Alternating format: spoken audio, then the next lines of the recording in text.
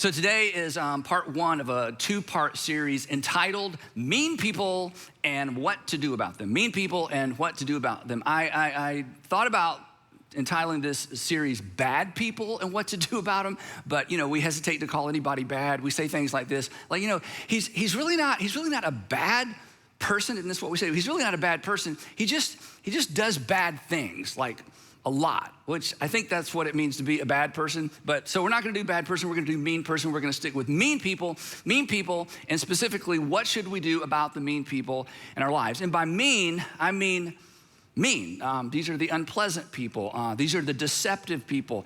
These are the people that control us with time or money or with our children. These are the users. They're just unkind. It may be that person that when you see them coming, you just don't want to interact with them because, well, there's just no other way to say it. They're just mean. And to be clear, this isn't to say that we're not often mean. I mean, all of us have been mean at some point. In fact, there's somebody maybe who's gonna see or hear this message and unfortunately we're gonna come to mind. But generally, what we talk about when we're together is how to live a life in such a way and to live our lives in such a way that we're not the mean people. So we're not discounting the fact that from time to time we can be mean and certainly have the potential to be perhaps as mean as the meanest person we've ever met. But these two messages are gonna focus on how to respond to and how to react to the mean people in our lives. Now, the reason this is so important is if you don't have a plan, and if I don't have a plan, if we're not prepared, and honestly, as we're gonna see, if we're not somewhat proactive, here's what happens, and we've all experienced this.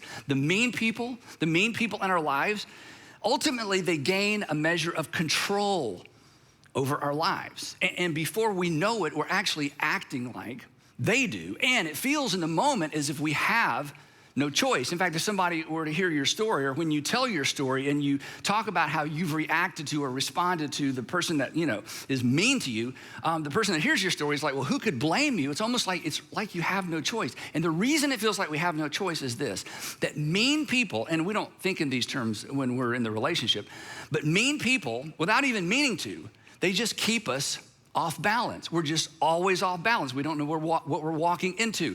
We don't know how to respond. They kind of lean left and we kind of lean right, because when we're off balance, what happens? We're forced to compensate. This is why in these relationships, you feel like you're not even yourself. In fact, somebody may have said to you, when you're around him, when you're around her, when you're together, I feel like you're not even yourself. Why? Because, well, when we're around these kinds of people, we are forced to compensate. If somebody walks up and pushes you off balance, everything in you, you compensate to regain your balance. But the problem with a mean person is it is virtually impossible to maintain and keep your balance. I'll give you a quick illustration that actually is a long illustration I'm gonna try to keep short. When my mom, who died when she was 82, when my mom was in her late 30s, she met a young woman in her late 20s that she helped out, and they became lifelong friends. Her name is Alice, and Alice actually used to stay with my sister and me when my parents would go out of town. So I've known Alice basically my whole life. So then when my mom was in her 70s,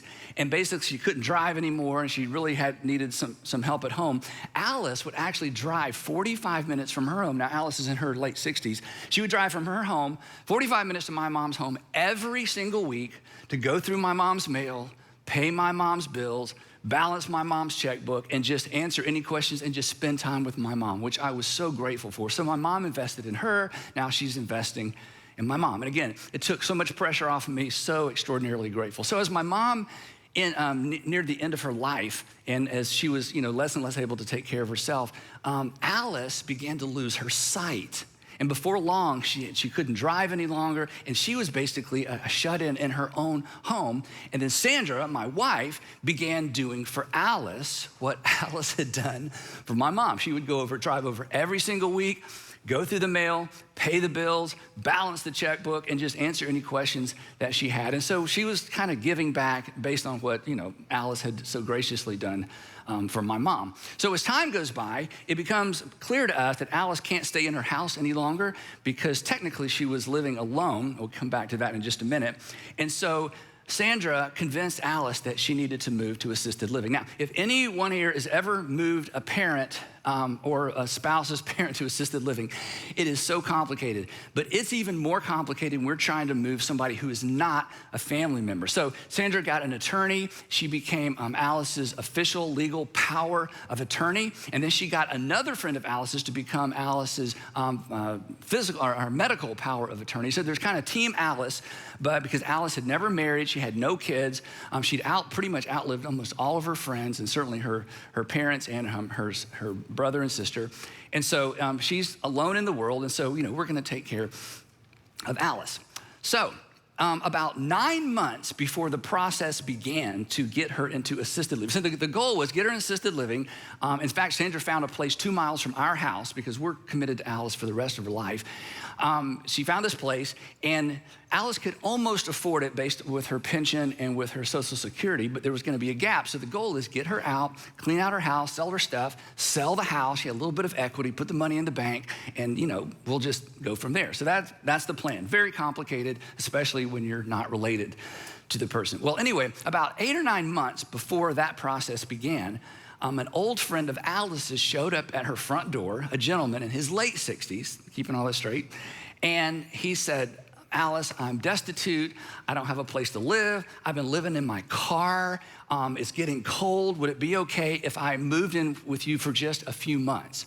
Now, Alice had been warned, and later we were warned, that this guy's name is Roger, that if you let Roger move in, you're gonna have a difficult time getting Roger to move out. She had been told that, and she'd known him for a while, and somebody told us that when we heard about Roger moving in, but she allowed him to move into one of her spare bedrooms, and actually, honestly, he was pretty helpful because he could drive and he could take her to her doctor's visits. He would bring us the mail sometimes. He seemed like the nicest guy, and I couldn't imagine this was gonna be a problem. Besides, he knew we're gonna sell her house, and so if we sell her house, you'll probably have to move out by that point, right? So I felt like there was kind of a built-in deadline. This wouldn't be a problem. So sure enough, he was pretty helpful. Sandra did, I should say, I wouldn't say estate sale. It was more garage sale than estate sale, if you know what I mean. There wasn't a whole lot to sell, but we had an estate sale or a garage sale. Roger was actually helpful. He actually even bought some of her stuff to put in his storage unit that he said he had, which was great. Now, he wasn't paying any rent, wasn't paying any bills, wasn't buying any groceries. There was no cash outlay. He was living for free for all these months. And so we finally get Alice moved to this assisted living place close to us. That was, an event. We get the house cleaned out. We do this big garage sale. Sandra put signs out that the house is going to go up for sale. And the real estate market right now is so hot. So she starts getting calls. So now she's got to show the house, but now the house is completely empty. She sold everything and then threw everything else away. Just a mammoth, task if you've ever done that for someone. And so Sandra is, riding point on this whole process. And then we got to show the house. But the problem is there's, come see this house. It's completely empty except, oh yeah, don't go in that bedroom. There's an air mattress with some clothes in the closet and a computer on the floor. Don't mind the guy camping out in the house. So, it's going to be kind of hard to show this house, right? Well, so she starts showing the house. And so we're like, Roger, okay, thank you. You got to go. And he just ignores us. So Sandra gives him a deadline. He gives him 3 weeks by this date. He agreed that, hey, on that Monday, I'll be gone. Monday comes, Monday goes. He's still there. And it becomes apparent he's not moving out. In fact, because Alice isn't living in the house right now, Sandra shut off all the unnecessary utilities, including the television service, and she gets a bill from the television provider. She calls and says, no, I canceled that. And the person on the other end of the line said, well, somebody called and had it turned back on. And Roger had called the television provider and had the television service turned back on. And Sandra left the internet on because he said he needed internet. So this begins to escalate and escalate and escalate. So one night, and it's all we're thinking about and talking about. Every day I come home, I'm like, have you heard from Roger? Have you talked to Roger? Has Roger moved out? And we've got all these other people that are like, we got to get Roger out, but it's kind of resting on us. So we're sitting on the couch late one afternoon. Sandra calls Roger. I said, put it on, on speakerphone. And of course, I'm trying not to get involved because Sandra throughout the process has said, Andy, you cannot get involved because I wanted to get involved. And I only had one tool, I want to use my tool. And she's like, you can't use your tool. So they have this conversation, speakerphone.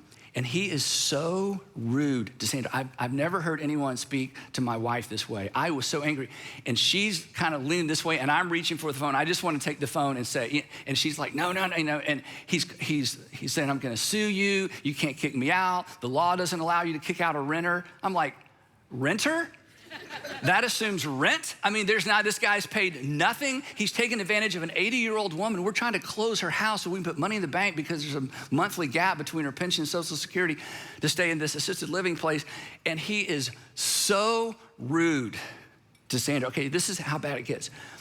So we get a contract on the house. It's full price offer plus no contingencies. It's perfect. It's more money than we thought we could get for Alice's house. And she so desperately needs this money. And so Roger, you're gonna think I'm making this up. Roger finds out who the purchaser's agent is and goes to the office of the purchasing agent, the person representing the family buying the house, goes in and says, I need you to know this is gonna be a fraudulent closing. Yes, the woman who claims to have power of attorney over this old person has manipulated the old person to get power of attorney, and she has no legal right to do this, and I'm not moving out, and you need to be careful. And it's gonna ruin this closing that Sandra has worked so hard to get us to the finish line. We're almost there. So of course, the purchasing agent calls the seller's agent, Alice's agent, and all of a sudden we're about to lose this whole deal. Now, how do you think we responded to all this? I mean, what's our response? Well, you can imagine, because you can imagine your response. You know what we did? And this is kind of embarrassing, and I'm not even gonna give you the details, it's so embarrassing.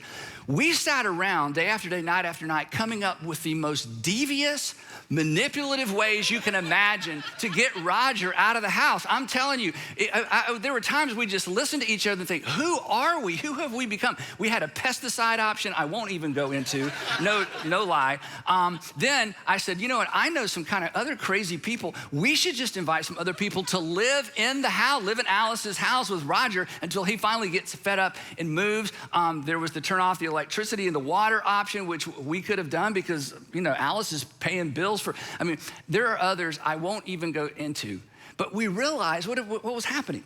We're starting to become like Roger. We're becoming like him. We don't even like him. It was all we talked about, to the point, honestly.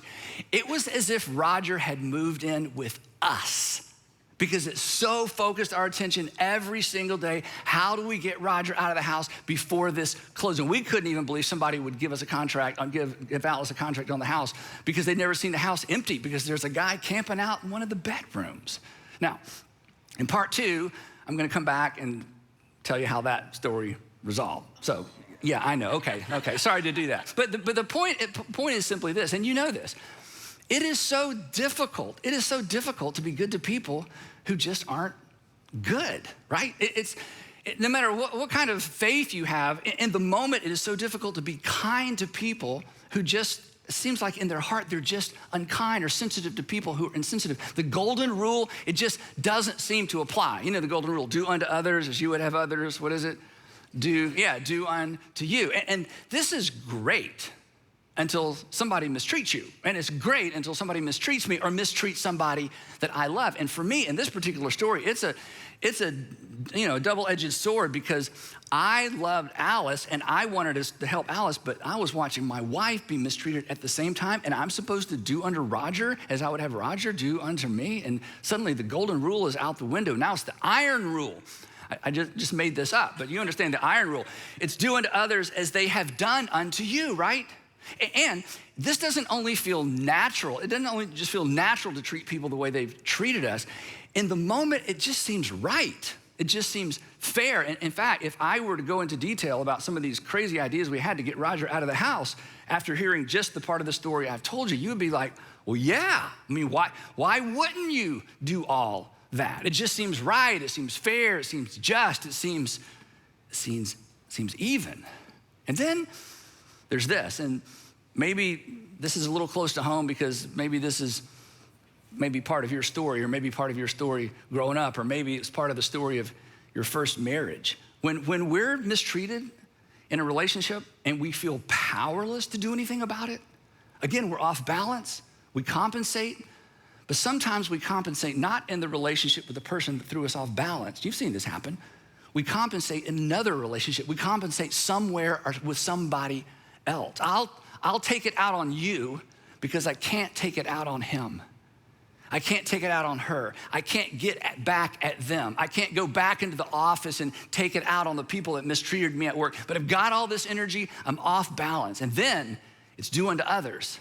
It's due unto others as someone else has done unto you. So round and round and round it goes. And you know what? We've all been there at some level. Maybe not a big level, but at some level, we've all, been a part of this dynamic. So here's the question. Here's what we're talking about. What do we do? I mean, what do you do about the mean people? Maybe it was your ex. Maybe it's a neighbor. Maybe it's a boss, a sister, a sister-in-law. And there's just no way to extricate yourself from the relationship because of the nature of the relationship, but they're just mean. And it's fun, I'll admit it, it's fun to daydream about getting even. But the problem, of course, is, and you know this, is that getting even makes us even.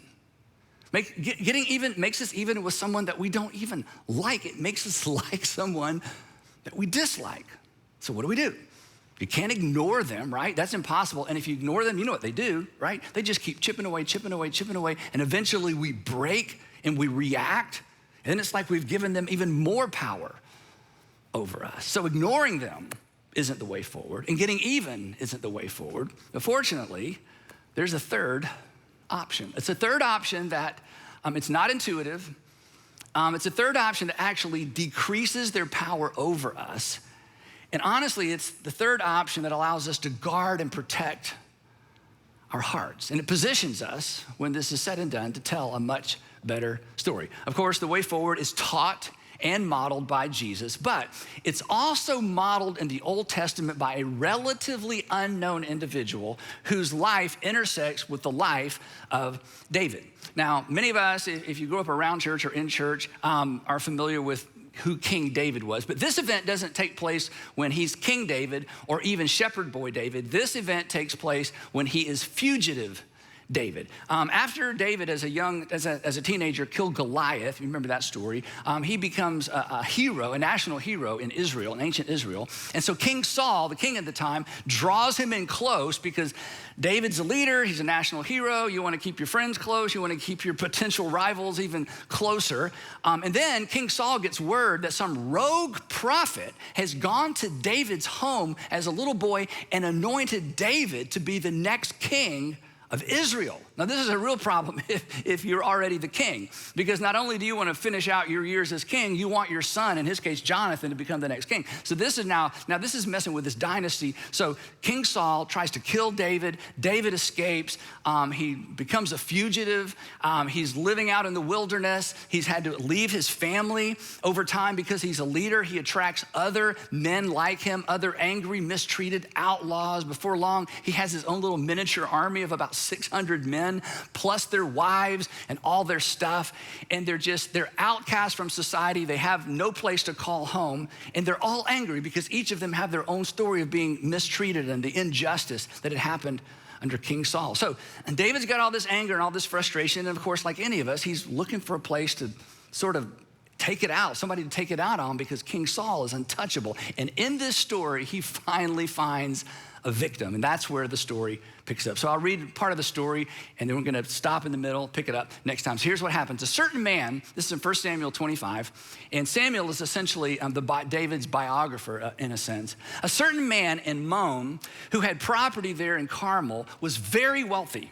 He had 1,000 goats. You know, and you read this in ancient times, it's like, for us, it's like, what would you do with 1,000 goats? Anyway, so he had 1,000 goats. He had garages full of cars. Think of it that way. He had 3,000 sheep, which he was shearing in Carmel, and his name was Nabal. Now, sheep shearing season in ancient times, this is when wealthy people found out how much wealthier they had just become. This was like, it's like a financial report, an annual financial report. He's about to find out how much wealthier he just became based on how many sheep were actually alive to be sheared and the product they had as a result that they could then sell. So this is a good day. This is a great day for him. He's about, again, the rich just get richer.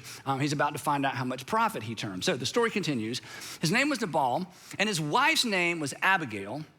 She was an intelligent and beautiful woman, but her husband was harsh and mean in his dealings. In fact, his name actually means heavy. And this Hebrew word here actually means heavy. He was basically a pain to deal with. He was a burden to deal with. In fact, the text tells us, he was just a mean person.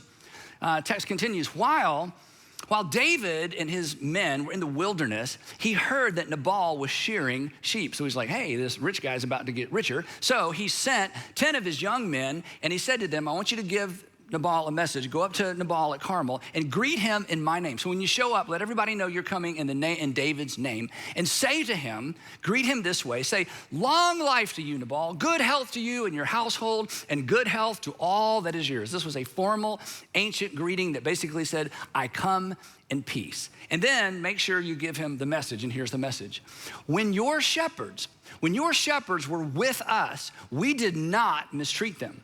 The whole time they were at Carmel, nothing of theirs went missing. In other words, while your shepherds were out watching over their flocks by night, night after night after night during that season, our men were all around them all the time, and we never stole anything. So there's a sense in which your profit is due in part to our protection. Not only did we not allow our men to steal anything from you, we didn't allow the other rogues in the area to steal anything from you as well. And he said, and if you don't take my word for it, the message continues this way. Ask your own servants, and they'll tell you. Therefore, be favorable toward my men, since we come at a festive time. And please, if you would, please give your servants and your son David whatever you can find for them. In other words, you're gonna have extra. We kind of helped you create that extra. If you wouldn't mind sharing with us, that would be great. So when David's men arrived, they went to Carmel. When they arrived, they gave Nabal this message in David's name. And then they waited. And they waited, and they waited, because Nabal was making them wait. Now, while they're waiting on Nabal, I just want to say a word about David. And this is going to be difficult for some of us, again, based on our view of David growing up in Sunday school or church, but when you read his biography, David was a very violent man. He was not someone to be trifled with. When he lived in the land of the Philistines, he regularly raided Philistine villages and would murder every single person in the village so there would be no one left to tell the tale. In fact, his biographer describes it this way, that whenever David attacked an area, he did not leave a man or a woman alive, but took sheep and cattle, donkeys and camels, and all the clothing. So he was a dangerous and violent man, even by ancient standards. So Nabal should have known better, because certainly he knew the reputation of David, the warrior. So anyway, he keeps them waiting, but eventually Nabal sends his answer, or perhaps he comes out and gives the answer himself. It's not clear. Nabal answered, here's what he said. Nabal answered David's servants, who is this David? You come in David's name. Who is David? Who is this son of Jesse? So he knew who David was, but he's like, you know what? Yeah, we've heard of David, and you think he's such a big deal. He's not such a big deal. Who is this guy? Hey, come on. He's just one of many. Many servants are breaking away from their masters these days. Your master is a nobody. Your master is an outlaw. I didn't ask for his help. I didn't need his help. I don't owe him anything. So no, I'm not going to share with David and his band of merry men. You are dismissed. Why? He says, why?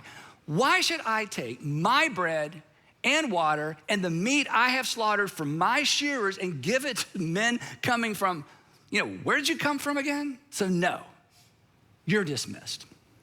So David's men turned around and they went back, and when they arrived, they repeated every word. And then David said to his men, oh, well, it was worth a try. No, David actually said to his men, each of you strap on your sword. So they did. And then an interesting detail in the text, and David strapped his on as well. In other words, you mess with me and you will see. You mess with me and you will pay. Now, there's a reason, I think, why the author highlights David arming himself with his sword, because David's sword was like no other sword. David's sword was actually a reminder that he did not need to return evil for evil. David's sword was actually a reminder that he did not need to take matters into his own hands. In fact, I'm just curious, do you know where David got his sword? Anybody? Goliath, that's right. He got a sword from Goliath. So Goliath's sword is a visual aid of God's promise of protection and provision to David. God had chosen him. God had raised him up as a teenager. God had anointed him as king. He did not need to take matters into his own hands. Of anybody on the planet at that time, David was the one person who could turn to God for help, and God would in fact intervene on his behalf. But David is hurt. David's angry. And he can't see any of that. To him, it's just an oversized sword. The story that goes with the sword, he's forgotten the story. He's forgotten God's provision because he's so angry and he's so hurt. And he redirects his frustration with King Saul, who's untouchable, toward Nabal. So about 400 men, this is amazing, about 400 men went up with David. 400 men. Okay, this was an overreaction of epic proportion. This was going to be a massacre. We've all heard that hurt people hurt people. This is a case of hunted people hunt people. So he sets out. And it's so interesting because the biographer, once again, lets us get inside David's head. He begins internally to build up a head of steam, to build his case. He's gonna build a case to justify what he's not 100% sure he should be doing. You ever do that? You're kind of driving home and you're kind of building up a head of steam, you're practicing your script, or you're driving to work, or you're thinking about that afternoon when you see him or you see her. We have those imaginary conversations, at least I do. In my imaginary conversations, I think I've told you this before, when I have an imaginary conversation with people, they're spectators, listening to me give this person a piece of my mind, and then I have like this incredible one-liner, and the person who's my enemy, they're like, oh, you're right, your logic is unassailable, and they just kind of melt off into the distance, and everybody's like, Andy, and it's not quite like that. But anyway, you have those conversations in your head where you're just gonna say just the right thing, and then you're gonna win, Hey, Andy, I got an idea. I think this was Sanders' idea. Hey, let's go into the house when Roger's not there and slice his air mattress, fold it up, put it on the street with his clothes and his computer and change the locks. It might have been my idea. Anyway, you just visualize, what can we do to get back at this person that has done so much to us? In fact, here's what the biographer says, that David had just said to his guys. It's been useless, all my watching over this fellow's property, kind of building up his case, in the wilderness so that nothing of his was missing. All this I've done for him. Think of all the things I've done for him. Think of all the nights we stayed up. Think of all the things we could have stolen. Think of how wealthy we could already be. But what has he done? He has paid me back evil for good. Then he invites God into the equation.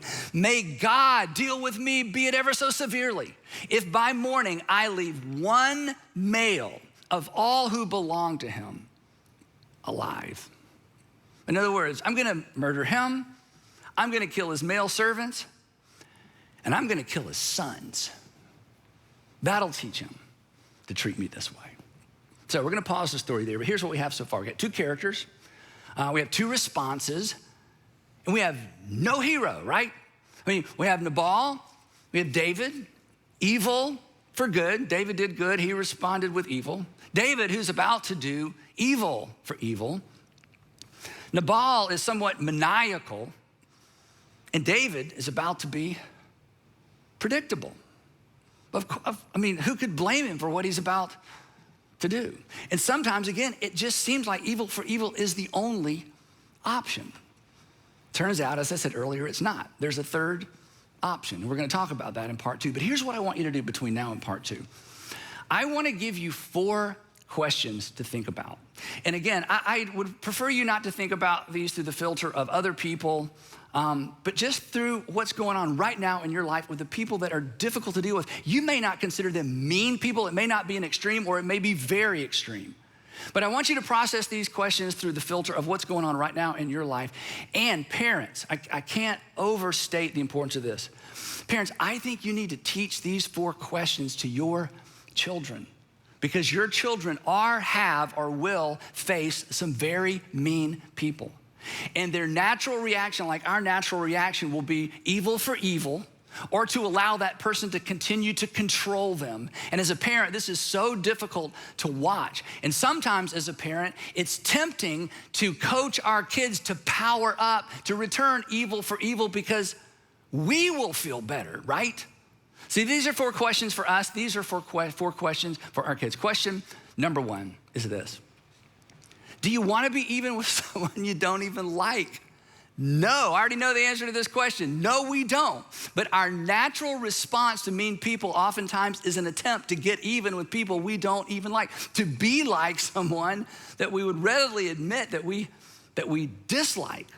And again, we think somehow once we get even, that ends it, but that doesn't end it, right? That doesn't end the cycle. It actually perpetuates it. Recently, I heard Jamie Dickens say, it's not evil for evil. It just becomes evil for evil, for evil for evil, for evil for evil, for evil. It just goes on and on and on. So do you want to be part, or do I want to be part of perpetuating that cycle? The question number 2, wouldn't you rather be ahead? I mean, do you want to get even with someone you don't even like, or wouldn't you rather be ahead? Wouldn't you prefer to be unlike the person or the people that you dislike? And this is so, I said earlier, this is so not intuitive. But here's the thing, and when I say it, you know it's true. Unlike any other arena of life, you actually relationally pull ahead by refusing to get even. You actually pull ahead by refusing to get even. And that leads to a third question that we ask a lot around here within several different contexts. It's simply this. In fact, this is third question. Don't miss next time, because this third question is a question that the character that we will introduce next time actually baits David into asking about his own future. And the third question is this: when this is nothing more than a story you tell, what story do you want to tell? When your response to this current relationship is nothing more than a story you tell, what story do you want to tell? Do you want to tell the story that I ended up just like the person that I disliked because I allowed them to infuriate me into acting just like them? It's not a good story. It's not the story that any of us want to tell. And then the fourth question is the on-ramp to the solution. The fourth question is the on-ramp to pulling ahead. And the fourth question sets us up and puts us in this uncomfortable space that we know we probably should step into. And if you're a Jesus follower, if you're a Christian, you know with certainty you've been called to step into. But it's so uncomfortable. The fourth question is this: what would it look like? And you don't have to commit to this. You just have to have an internal conversation. What would it look like to return good for evil? Not just refuse to react or to react in like kind, but to be kind. Not just refuse to be bad, but to take seriously the words of Jesus, because he was so direct about this. I mean, a lot of things Jesus said we have a hard time figuring out. This is too clear. He said, I want you to do good to those who mistreat you. Don't just put up with them. Don't just forgive them. Don't just ignore them. Don't just try not to be like them. Jesus says, no, that's not enough. I want you to think through how to do good to those who mistreat you. Because Jesus knew that doing good to people who have not been good to us is ultimately what frees us, what protects our heart. Getting even is natural. It's predictable. Jesus has invited us to be unpredictable. Jesus has invited us to do something extraordinary. It's as if he's saying, don't be predictable. Don't write a predictable story. Write a remarkable story. Write that story that's worth telling. And what will determine whether or not that story is worth telling is not what the other person does, because you have no control over that. It is 100% right here in our decision whether or not to respond either in like kind or to be kind, to do good for those who have mistreated us. Remarkable begins with an honest answer to this question. What would it look like? What would it look like to return good for evil? What would it look like to do good to the person who has mistreated you? because you don't pull ahead by attempting to get even. And we will pick it up right there next time in part 2 of Mean People. I'd love to pray for us before we go. Heavenly Father, it is so easy to stand up here and talk about it. It is so difficult to walk out the doors, or to show up at work, or to go next door, or in some cases even go home and do this. So would you please give each of us eyes to see our circumstances the way that you see our circumstances? And would you give us ears, Father, to hear your whisper when we ask that question, honestly, that many of us are afraid to ask, what would it look like to do good for the person who has not done good to me? Give us eyes to see, give us ears to hear, and then give us the courage to step into that scary, scary place. And in doing so, we know, because you've promised us this, in doing so, we become like our Father in heaven. So give us the courage to take that step. In Jesus' name, amen.